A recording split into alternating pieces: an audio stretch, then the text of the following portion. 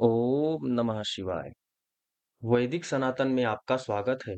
श्री शिव महापुराण में रुद्र संहिता के पहले अध्याय का श्रवण करेंगे। हमारे शिव पुराण में 7 संहिताओं में से ये दूसरी संहिता है। इस अध्याय में ऋषियों के प्रश्न के उत्तर में श्री सूत जी द्वारा नारद ब्रह्म संवाद की अवतारणा यानी कि नारद और ब्रह्म के बारे में जानेंगे, जो विश्व की उत्पत्ति, स्थिति और लय आदि के एकमात्र कारण है। गिरिराज कुमारी उमा के पति हैं, तत्वज्ञ हैं, जिनकी कीर्ति का कहीं अंत नहीं है, जो माया के आश्रय होकर भी उसके अत्यंत दूर हैं, जिनका स्वरूप अचिंत्य है, जो बोध स्वरूप है तथा निर्विकार हैं, उन भगवान शिव को मैं प्रणाम करता हूँ।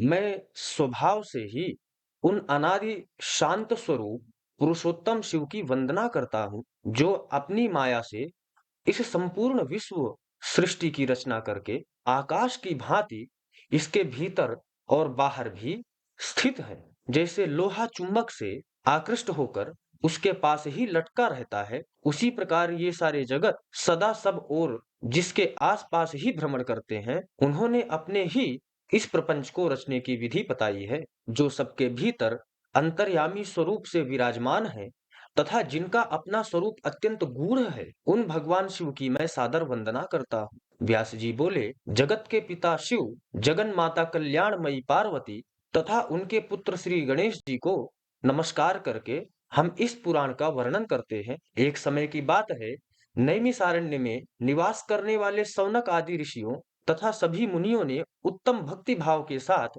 सूत जी से पूछा। ऋषिगण बोले, हे सूत जी, विद्येश्वर संहिता की जो साध्य साधन खंड नामावली शुभ तथा उत्तम कथा है, उसे हम लोगों ने सुन लिया है। उसका आदि भाग बहुत ही रमणीय है तथा वह शिव भक्तों पर भगवान शिव का वात्सल्य स्नेह प्रकट करने वाली है। हे महाभाग, हे सूत जी, हे तात, आप हम लोगों को सदा शिव भगवान शंकर की उत्तम कथा का श्रवण करा रहे हैं। अतएव आप चिरकाल तक जीवित रहें और सदा सुखी रहें। आपके मुख कमल से निकल रहे ज्ञानामृत का पूर्ण रूप से पान करते हुए हम लोग तृप्त नहीं हो पा रहे।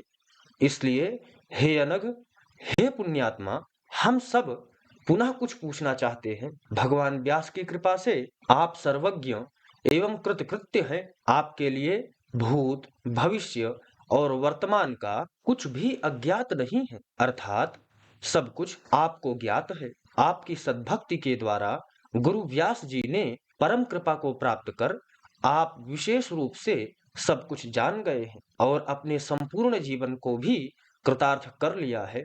हे विद्वन, अब आप भगवान शिव के परम उत्तम स्वरूप का वर्णन कीजिए, साथ ही शिव और पार्वती के दिव्य चरित्रों का पूर्ण रूप से श्रवण कराइए। निर्गुण महेश्वर लोक में सगुण कैसे धारण करते हैं, हम सब लोग विचार करने पर भी शिव के तत्व को नहीं समझ पाते। सृष्टि के पूर्व में भगवान शिव किस प्रकार अपने स्वरूप से स्थित होते हैं, पुनः सृष्टि के मध्य काल में वे भगवान किस तरह क्रीड़ा करते हुए सम्यक व्यवहार करते हैं, सृष्टि कल्प का अंत होने पर वे महेश्वर देव किस रूप में स्थित रहते हैं, लोक कल्याणकारी शंकर कैसे प्रसन्न होते हैं, प्रसन्न हुए महेश्वर अपने भक्तों तथा दूसरों को कौन सा उत्तम फल प्रदान करते हैं, यह सब हमसे कहिए।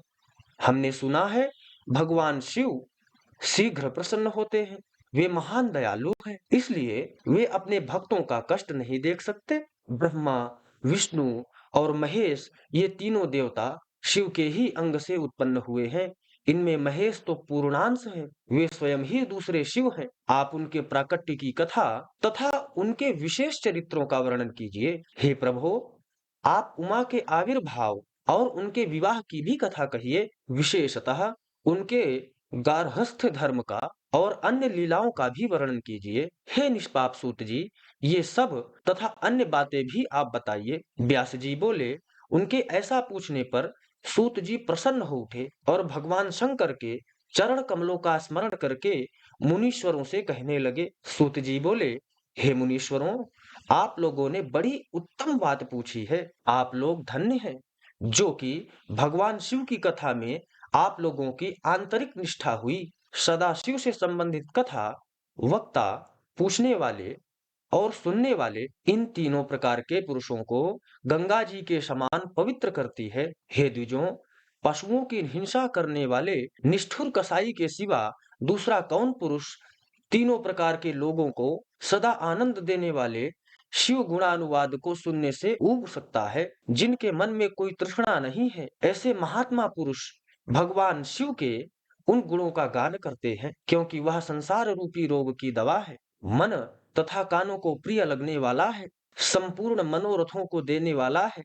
हे ब्राह्मणों, आप लोगों के प्रश्न के अनुसार मैं यथा बुद्धि प्रयत्न पूर्वक शिव लीला का वर्णन करता हूँ। आप लोग आदर पूर्वक सुने।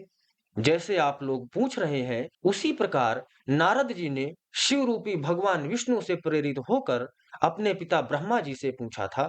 अपने पुत्र नारद का प्रश्न सुनकर शिव भक्त ब्रह्मा जी का चित्त प्रसन्न हो उठा और वे उन मुनि श्रेष्ठ को हर्ष प्रदान करते हुए प्रेम पूर्वक भगवान शिव के यश का गान करने लगे।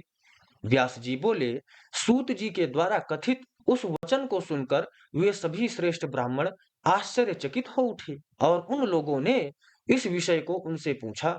ऋषिगण बोले, हे सूत जी, हे महाभाग, हे शिव भक्तों में श्रेष्ठ, हे महामते, आपके सुंदर वचनों को सुनकर हमारे हृदय में कौतूहल हो रहा है। ब्रह्मा और नारद का यह महान सुख देने वाला संवाद कब हुआ, जिसमें संसार से मुक्ति प्रदान करने वाली शिव लीला वर्णित है? हे तात, प्रेम पूर्वक नारद के द्वारा पूछे गए उन उन प्रश्नों के अनुसार भगवान शंकर के यश का गुणानुवाद करने वाले ब्रह्मा और नारद के संवाद का वर्णन करें। आत्मज्ञानी उन मनुष्यों के ऐसे वचन को सुनकर प्रसन्न हुए सूत जी उस ब्रह्म नारद संवाद के अनुसार कही गई शिव कथा को कहने लगे। इस प्रकार श्री शिव महापुराण के अंतर्गत द्वितीय रुद्र संहिता के सृष्टि खंड में मुनि प्रश्न वर्णन नामक पहला अध्याय संपूर्ण हुआ।